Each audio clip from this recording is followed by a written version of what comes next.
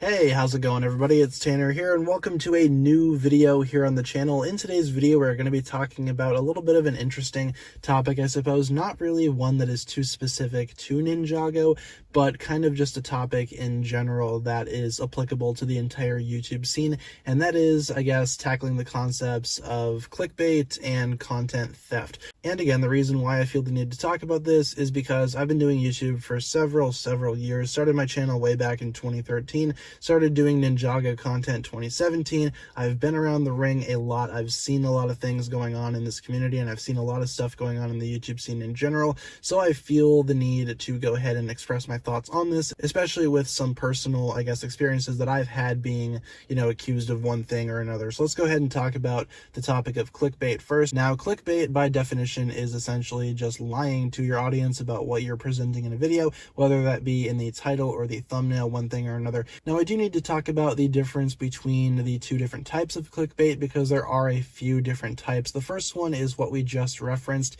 where essentially a YouTuber will be lying to their audience through the title or the thumbnail about what the video is about, while in reality the video has nothing to do with that at all, and it's just something completely different. And then there's a type of clickbait that is essentially a form of attention grabbing, that is, I guess, making the title and the thumbnail as spontaneous as possible. And for the most part, a lot of different YouTubers do this. I mean, it wouldn't hurt having a thumbnail that actually is pretty and grabs attention as opposed to a boring still frame of a video or something like that. At least in terms of, I guess, my own opinion, that's just how I see things. I try to make my titles of the video and my thumbnails absolutely, grab attention, because that's what we're trying to do on the website in general. We're trying to get, views because we're YouTubers. That's what we do. We try to put our all into the video, and it's also just my personal preference as well. I really like my thumbnails to be at least really pretty and really eye-catching, because that's just something that I like to do. I like to go ahead and make thumbnails, and I like to go ahead and make titles that will actually, I guess, capture the personality of the video in general, if that makes sense. A lot of my titles and thumbnails have been criticized in the past for not really, I guess, being truthful. Well, in reality, there's not really a whole lot of deception going on here on my end, especially when we're talking about Ninjago theories. Now, there is a common trope with Ninjago YouTubers where every single season it always appears like someone's gonna die or the Overlord is gonna come back. That's like the two biggest, I guess, joked about topics in the Ninjago community, because again, there's not really a whole lot of evidence to back up either of those two theories, but it is something that, we want to talk about, and it is something that a lot of people are expecting at one point or another. And I've kind of, I guess, went away from that a little bit. I know I used to do that a lot, but one of my most recent videos where I talk about the next Overlord coming into Ninjago for the Vengestone arc, some people took that as a clickbait video because I apparently was trying to convince the audience that the Overlord was coming back. And no, that's not the case. You can specifically read the title of the video, and it's easily just, you can understand what I was trying to say there. And even if you didn't understand, just watch the video. I explain it in there. It's not like I'm lying to the audience. And again, a lot of YouTubers get criticized for that too. Well, in reality, there are a lot of YouTubers that do lie about topics like that, and there are a lot of YouTubers that do specifically use their titles and thumbnails just to gather views and attention and revenue, which is not something that I'm trying to do. Would I like views and revenue off of my videos? Yes, absolutely. I do this for a job. It would make sense that I'd want to get paid for my job. But in the cases of videos like this one, it's not that it's deceptive, it's that it's eye-catching. And that's the difference between the lying type of clickbait and the eye-catching type of clickbait. It's still clickbait nonetheless, but it's not like the deceptive type of clickbait.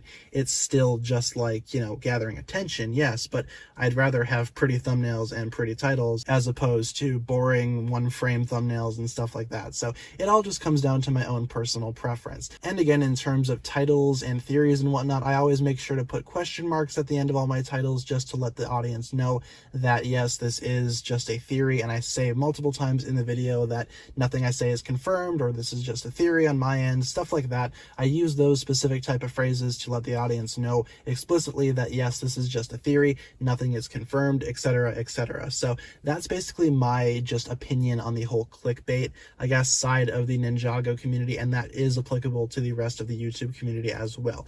Now let's go ahead and talk about content theft on YouTube, because again, a lot of people have this issue. A lot of people on YouTube do legitimately have their ideas and their topics and their video style blatantly copy and pasted onto somebody else's own YouTube channel, and that's not really something that I can get behind. In the Ninjago community, I think the phrase content theft is thrown around a little too loosely because of just how small the community is in relation to other YouTube communities. And for example, whenever a bit of Ninjago news comes out, obviously all the big Ninjago YouTubers are going to want to talk about it, and some of the audience might see that as, oh, so-and-so's copying this person, or this person's copying that person. Well, in reality, all we're doing is just covering the same exact news topic. In terms of theory videos and speculation videos and stuff like that, I have been accused of stealing theories and stealing content from other YouTubers in the past, as I'm sure a lot of other YouTubers have, and it is something that is just inevitable in general. As a YouTuber, you are going to get accused of all this stuff in general.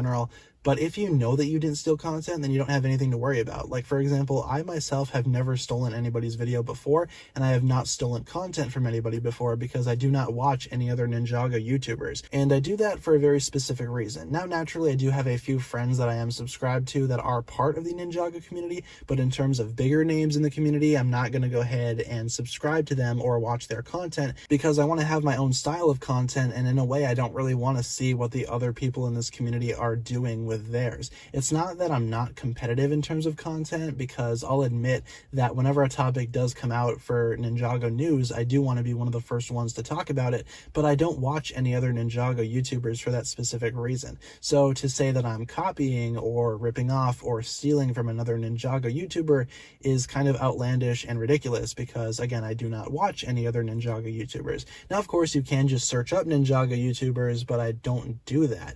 And a lot of the times in the past that I have been accused of stealing content, it's been for very ridiculous reasons with little to no evidence whatsoever. I remember way back in the day, a channel, I'm not going to name names, but a channel accused me of stealing their content based around a top 5 list that I made. And the only reason why they said that, I believe, was because of something that had to do with the video having very similar lineups. You know, number 5 was the same, 4 was the same. I'm not really sure, I didn't watch their video, but in general, that's all they said. And of course, naturally, it's like, wait, who are you? I had no idea who this person was whatsoever, but that didn't matter to them apparently, because they said that I knew who they were. And the piece of evidence that they used towards that was because I talked about a theory video in which I predicted that Kai was going to be the golden ninja for the season 9 line of sets. If you guys remember Ninjago Hunted, there was the mysterious golden ninja going around that was obviously revealed to be Wu, but for the promo pictures, they had Kai's face on there. So naturally, anybody would assume that, hey, is Kai going to be the golden ninja? So I did a video on that. But apparently that was stealing from another YouTuber, because they already did a similar video. And it's just confusing because, again, it's just Ninjago news. It's not something that you can steal from another Ninjago YouTuber. So in terms of content theft, I think it's safe to say that in terms of my own channel, I try to keep things as original and as dedicated to me as possible. But of course, I have had people steal my videos just blatantly 100% ripped off, and there is a feature on YouTube that you can go ahead.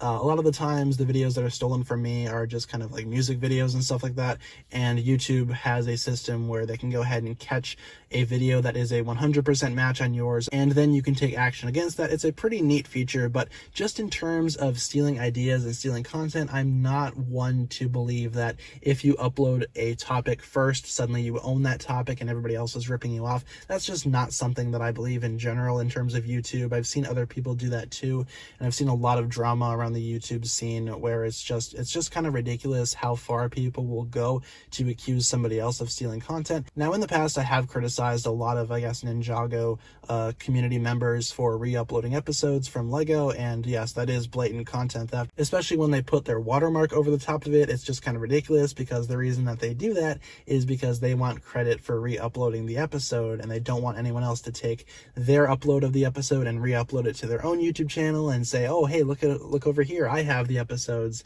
and take views away from them re-uploading the episodes. Well, in reality, it's just, you know, thieves stealing from thieves, stealing from Lego. So it's just kind of ridiculous how far it gets in the Ninjago community in terms of content theft. Now, I'm not attacking anybody personally, but I don't think that, you know, doing that is a good thing necessarily, because it's not your content to begin with, and putting your watermark on it doesn't mean that you own it, if that makes sense. It's just not something that works in terms of the law. And naturally, that's just something that's going to happen in the Ninjago community. But just overall, I kind of wanted to discuss a little bit about content theft because of recent things that I've been accused of by other Ninjago YouTubers, and it's not fun. It's not fun just making your own content and minding your own business and then having somebody else come in and just accuse you of stealing their content, especially when I don't watch any other big Ninjago YouTubers.